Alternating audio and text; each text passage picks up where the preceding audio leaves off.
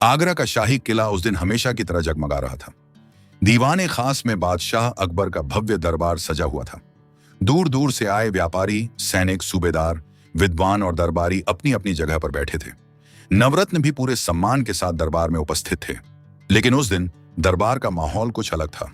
हवा में एक अजीब सी बेचैनी थी, मानो कोई बड़ा फैसला होने वाला हो। दरबार के एक कोने में मुल्ला दो प्याजा खड़े थे। उनके चेहरे पर हल्की सी मुस्कान थी। पिछले कई दिनों से वह बीरबल को नीचा दिखाने का कोई न कोई उपाय खोज रहे थे, लेकिन हर बार असफल रहे थे। आज उन्हें पूरा विश्वास था कि किस्मत उनका साथ देगी। जैसे ही दरबार की कार्यवाही शुरू हुई, मुल्ला दो प्याजा आगे बढ़े। उन्होंने झुककर बादशाह को सलाम किया और बोले, जहां पनाह, दुनिया आपकी न्यायप्रियता की मिसाल देती है। आपके दरबार में हर व्यक्ति की परीक्षा होती है, लेकिन एक व्यक्ति ऐसा है जिसकी परीक्षा अब कई दिनों से नहीं हुई। अकबर ने गंभीर स्वर में पूछा, कौन? मुल्ला ने धीरे से बीरबल की ओर देखा और बोले, बीरबल। पूरा दरबार एकदम शांत हो गया। सभी की नजरें बीरबल पर टिक गईं, लेकिन बीरबल हमेशा की तरह मुस्कुराते हुए बैठे रहे। अकबर ने पूछा, तुम ऐसा क्यों कहते हो मुल्ला? मुल्ला बोले, हुजूर, पूरे राज्य में यही चर्चा है कि बीरबल हर समस्या का समाधान जानते हैं। लोग उन्हें इंसानों से भी अधिक बुद्धिमान समझने लगे हैं। अगर यह सच है तो आज उनकी ऐसी परीक्षा लीजिए जिसे सुनकर ही लोगों के होश उड़ जाए। अकबर को बात पसंद आई। उन्होंने सिंहासन पर थोड़ा आगे झुकते हुए कहा, बीरबल, क्या तुम हर चुनौती स्वीकार करोगे? बीरबल ने बिना एक पल गंवाए उत्तर दिया, जहां अपना, जब तक बुद्धि साथ है, चुनौती से डरने का कोई कारण नहीं। अकबर मुस्कुराए। उसी समय दरबार के द्वार पर एक वृद्ध साधु आया। उसकी लंबी सफेद दाढ़ी थी, हाथ में कमंडल था और आंखों में अद्भुत तेज था। उसने दूर से ही बादशाह को प्रणाम किया। अकबर ने सम्मानपूर्वक कहा, महात्मन, आइए, हमारे दरबार में आपका स्वागत है। साधु धीरे धीरे आगे बढ़ा और बोला, महाराज, मैं कई राज्यों की यात्रा करके आया हूं। जहां भी गया एक ही नाम सुना, बीरबल। लोग कहते हैं कि इनके जैसी बुद्धि किसी के पास नहीं। मुल्ला दो प्याजा तुरंत बोले, महात्मा जी, लोगों की बातें हमेशा सच नहीं होती। साधु मुस्कुराया और बोला, इसलिए तो मैं स्वयं परीक्षा लेने आया हूं। पूरा दरबार उत्सुक हो उठा। अकबर ने कहा, महात्मन, कैसी परीक्षा? साधु ने अपनी झोली में हाथ डाला और उसमें से एक छोटी सी चांदी की डिबिया निकाली। उसने डिबिया बादशाह के सामने रख दी। डिबिया खुलते ही सब हैरान रह गए। उसके अंदर एक बेहद चमकदार नीला पत्थर रखा था, जो सूरज की रोशनी में ऐसा चमक रहा था जैसे उसके भीतर कोई दीपक जल रहा हो। साधु बोला, यह कोई साधारण पत्थर नहीं है, इसे सत्यमणि कहा जाता है। दरबारियों ने पहली बार उसका नाम सुना था। साधु ने आगे कहा जाता है कि जो व्यक्ति अपनी बुद्धि का घमंड करता है, उसके हाथ में यह पत्थर अपनी चमक खो देता है, लेकिन जो वास्तव में बुद्धिमान होता है, उसके हाथ में इसकी चमक और बढ़ जाती है। दरबार में कानाफूसी शुरू हो गई। मुल्ला दो प्याजा के चेहरे पर खुशी साफ दिखाई दे रही थी। उन्होंने तुरंत कहा, जहांपनाह, क्यों ना आज इसी पत्थर से बीरबल की परीक्षा ले ली जाए। अकबर ने बीरबल की ओर देखा। क्या कहते हो? बीरबल शांत स्वर में बोले, जहांपनाह, बुद्धि की परीक्षा पत्थर नहीं, परिस्थिति लेती है। साधु मुस्कुराया, बिल्कुल सही कहा, इसलिए मेरी असली परीक्षा अभी बाकी है। इतना कहते ही उसने डिबिया बंद कर दी और बोला, मैं कोई जादूगर नहीं हूं। यह पत्थर केवल लोगों का ध्यान खींचने के लिए था। असली चुनौती इससे कहीं अधिक कठिन है। अब पूरे दरबार की उत्सुकता चरम पर पहुंच चुकी थी। साधु ने गहरी सांस ली और बोला, जहांपनाह, मैं बीरबल से केवल एक प्रश्न पूछूंगा। यदि इन्होंने उसका उत्तर दे दिया तो मैं पूरी दुनिया के सामने स्वीकार करूंगा कि इनसे बड़ा बुद्धिमान कोई नहीं। लेकिन यदि उत्तर नहीं दे पाए तो इन्हें जीवन भर अपनी बुद्धिमानी का दावा छोड़ना होगा। पूरे दरबार में सन्नाटा छा गया। अकबर ने कहा, प्रश्न पूछिए। साधु ने बीरबल की आंखों में देखते हुए कहा, बीरबल, मुझे ऐसी एक चीज लाकर दिखाओ जिसे जितना अधिक बांटो वह उतनी ही अधिक बढ़ती जाए, जिसे जितना अधिक खर्च करो वह उतनी ही अधिक अमीर बना दे, जिसे कोई चुरा ना सके, आग जला ना सके, पानी बहा ना सके और समय भी कभी कम न कर सके। लेकिन ध्यान रहे, उसे तुम अपने हाथों से छू नहीं सकते, उसे किसी इंसान से मंगवा नहीं सकते, उसे खरीद नहीं सकते। और अगर 3 दिन के भीतर वह चीज मेरे सामने नहीं लाई तो पूरी दुनिया मान लेगी कि बीरबल केवल किस्सों के बुद्धिमान हैं, असलियत में नहीं। यह सुनते ही पूरा दरबार स्तब्ध रह गया। कुछ दरबारी एक दूसरे का चेहरा देखने लगे। मुल्ला दो प्याजा के चेहरे पर ऐसी मुस्कान थी मानो जीत पहले ही उनकी हो चुकी हो। अकबर भी पहली बार सोच में पड़ गए। उन्होंने धीरे से कहा, बीरबल, यह चुनौती सचमुच असंभव लगती है।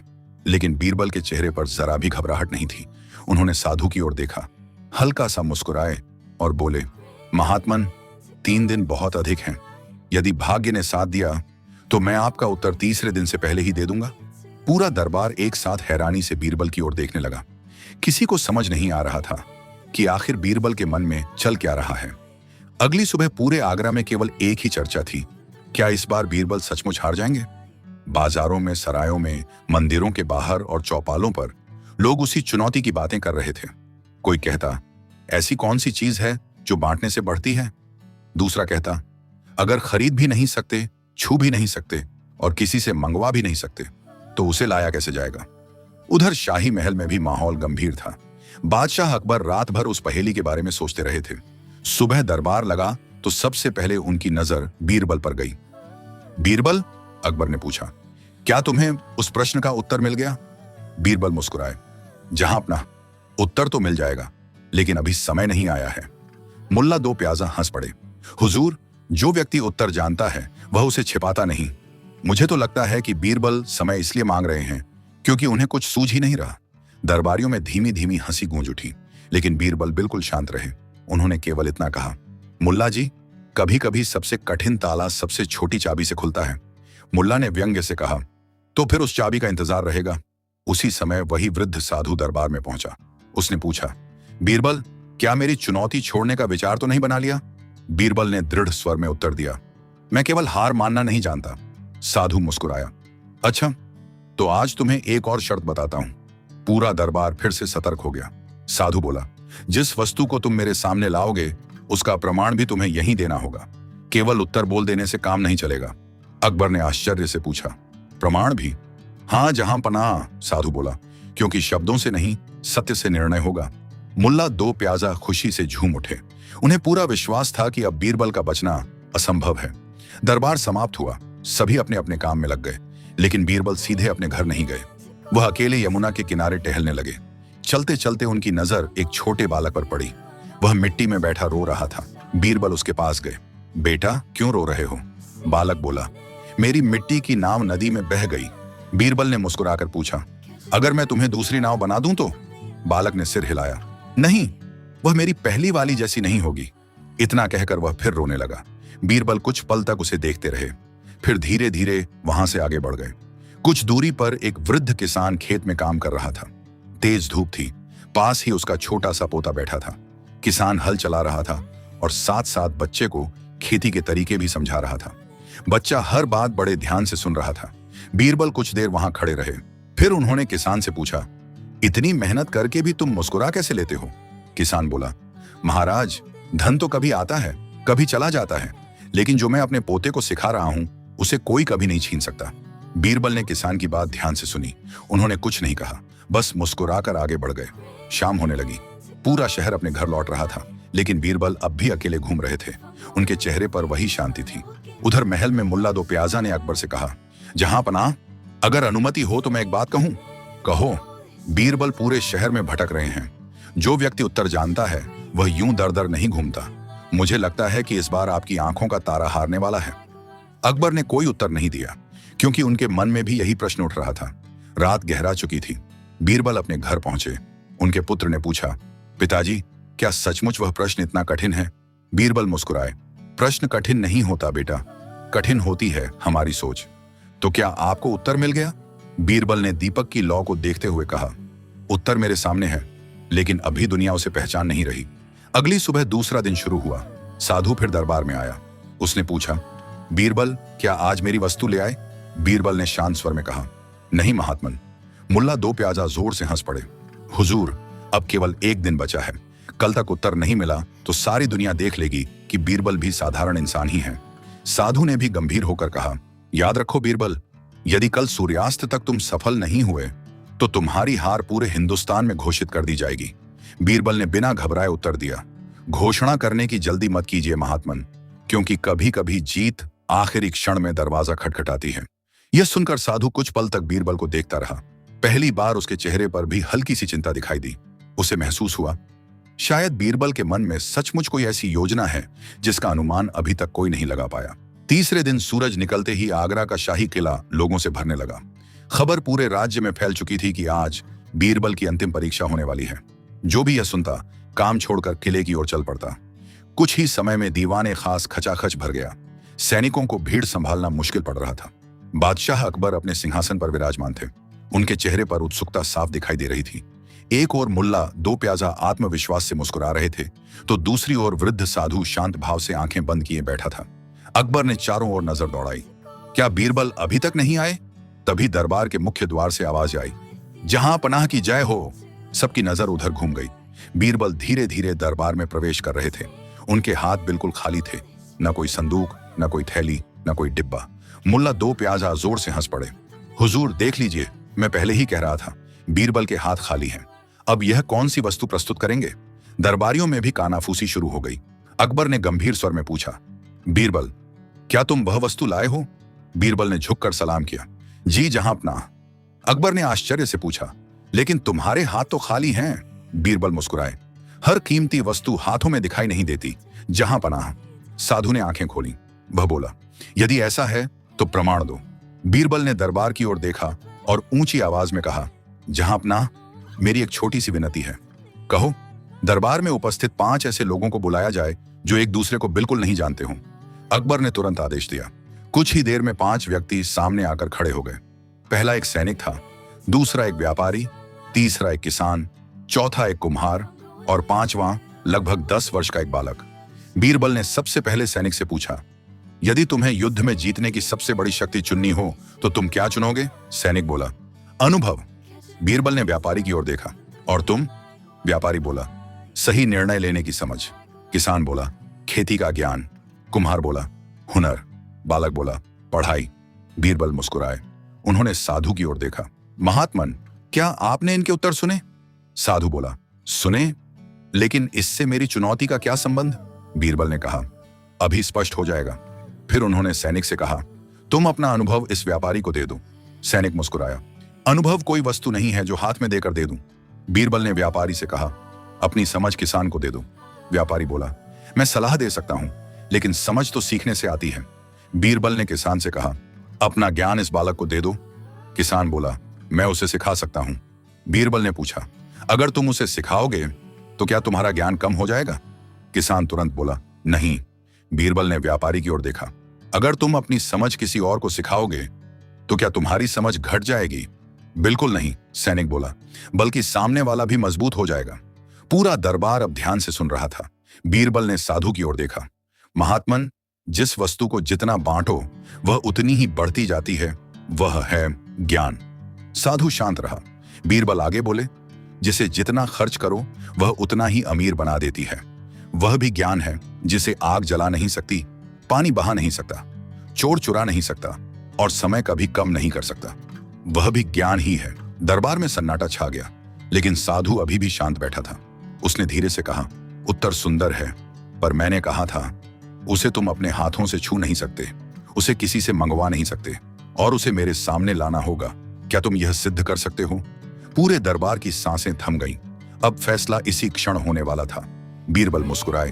उन्होंने साधु की आंखों में देखा और बोले, महात्मन, मैं वह वस्तु आपके सामने पहले ही ला चुका हूं, लेकिन आपने उसे पहचाना नहीं। यह सुनते ही पूरा दरबार स्तब्ध रह गया। साधु पहली बार अपनी जगह से उठ खड़ा हुआ। उसने पूछा, क्या मतलब? बीरबल ने उत्तर दिया, जब मैंने इन 5 से प्रश्न पूछे तो इन सभी ने अपने अपने ज्ञान का थोड़ा थोड़ा भाग पूरे दरबार के साथ बांट दिया। जिस क्षण इन्होंने उत्तर दिए उसी क्षण ज्ञान इस दरबार में आ गया। मैं उसे छूकर नहीं लाया, न किसी से मंगवाया, न खरीदा, फिर भी वह आपके सामने उपस्थित है। और सबसे बड़ी बात, उसे बांटने से इनका ज्ञान कम नहीं हुआ, बल्कि आज पूरा दरबार पहले से अधिक जानकार हो गया। पूरा दरबार कुछ क्षणों तक बिल्कुल शांत रहा। साधु के चेहरे का रंग बदल चुका था, लेकिन उसकी आंखों में अभी भी एक रहस्य छिपा हुआ था। वह धीरे धीरे मुस्कुराया और बोला, बीरबल, तुमने मेरी चुनौती का उत्तर दे दिया, लेकिन मेरी परीक्षा अभी समाप्त नहीं हुई है। इतना सुनते ही पूरा दरबार फिर से हैरानी में डूब गया। साधु के अंतिम शब्द सुनते ही पूरा दरबार एक बार फिर शांत हो गया। अकबर ने गंभीर स्वर में पूछा, महात्मन, क्या अब भी आपकी परीक्षा पूरी नहीं हुई? साधु मुस्कुराया और बोला, जहांपनाह, अब मेरी परीक्षा नहीं, मेरा निर्णय बाकी है। इतना कहकर उसने अपनी लंबी सफेद दाढ़ी उतार दी। पूरा दरबार आश्चर्य से खड़ा हो गया। सबने देखा कि वह कोई साधारण साधु नहीं था, बल्कि काशी का प्रसिद्ध विद्वान आचार्य विद्याधर था, जिसकी बुद्धिमानी की चर्चा पूरे हिंदुस्तान में होती थी। अकबर ने तुरंत उनका स्वागत किया और कहा, आचार्य, आपने अपना भेष क्यों बदला? आचार्य बोले, महाराज, यदि मैं अपने असली रूप में आता तो लोग सम्मान के कारण सच्ची परीक्षा नहीं ले पाते। मैं यह देखना चाहता था कि क्या बीरबल की प्रसिद्धि केवल लोगों की बनाई हुई है या वह वास्तव में उसके योग्य हैं। फिर उन्होंने बीरबल की ओर देखा। बीरबल, तुमने केवल मेरी पहेली का उत्तर नहीं दिया, तुमने यह भी सिद्ध कर दिया कि सच्ची बुद्धि वही है जो लोगों के जीवन में प्रकाश फैलाए। ज्ञान जितना बांटो उतना बढ़ता है, उसे कोई चुरा नहीं सकता, कोई जला नहीं सकता और समय भी उसे समाप्त नहीं कर सकता। पूरा दरबार तालियों की गड़गड़ाहट से गूंज उठा। मुल्ला दो प्याजा सिर झुकाकर खड़े थे। उनके पास कहने के लिए एक भी शब्द नहीं बचा था। बीरबल उनके पास गए और मुस्कुराकर बोले, मुल्ला जी, प्रतियोगिता में हार जीत होती रहती है, लेकिन यदि हम दूसरे की योग्यता से सीख लें तो कोई भी कभी हारता नहीं। मुल्ला दो प्याजा ने शर्मिंदा होकर कहा, बीरबल, आज मैं मान गया कि बुद्धिमानी केवल उत्तर देने में नहीं बल्कि विनम्र रहने में भी होती है। मुझे क्षमा कर दीजिए। बीरबल ने तुरंत उन्हें गले लगा लिया। यह देखकर पूरा दरबार प्रसन्न हो उठा। बादशाह अकबर अपने सिंहासन से नीचे उतरे। उन्होंने अपने गले से कीमती हीरों का हार उतारा और बीरबल के गले में पहनाते हुए कहा, बीरबल, आज तुमने एक बार फिर साबित कर दिया कि तलवार से राज्य जीते जाते हैं लेकिन बुद्धि से दिल जीते जाते हैं। ऐसा वजीर पाकर मुझे गर्व है। बीरबल ने झुककर हार स्वीकार किया और बोले, जहां पनाह, यह सम्मान केवल मेरा नहीं है, यह उस शिक्षा का सम्मान है जो इंसान को सही रास्ता दिखाती है। आचार्य विद्याधर ने प्रसन्न होकर घोषणा की, आज से मैं जहां भी जाऊंगा वहां यह कहूंगा कि हिंदुस्तान का सबसे बुद्धिमान दरबार आगरा का दरबार है, क्योंकि यहाँ बुद्धि के साथ विनम्रता भी रहती है। एक बार फिर पूरा दरबार तालियों से गूंज उठा। उस दिन के बाद कई दिनों तक आगरा की गलियों में बच्चे और बूढ़े उसी घटना की चर्चा करते रहे। हर कोई यही कहता था कि सच्चा धन सोना चांदी नहीं बल्कि ज्ञान है, जितना उसे बांटो वह उतना ही बढ़ता जाता है। दोस्तों, इस कहानी से हमें यही सीख मिलती है कि बुद्धिमानी का अर्थ केवल कठिन प्रश्नों का उत्तर देना नहीं होता। सच्ची बुद्धि वही है जो अहंकार को दूर रखे, दूसरों का मार्गदर्शन करे और अपने ज्ञान से समाज का भला करे। जो व्यक्ति ज्ञान बांटता है उसका सम्मान समय के साथ और भी बढ़ता जाता है। इसीलिए कहा गया है, धन समाप्त हो सकता है, शक्ति छिन सकती है, लेकिन सच्चा ज्ञान जीवन भर इंसान का साथ देता है। यही कारण था कि उस दिन के बाद बीरबल की बुद्धिमानी के किस्से पहले से भी अधिक दूर दूर तक फैल गए और उनका नाम इतिहास के सबसे चतुर और विनम्र दरबारियों में लिया जाने लगा।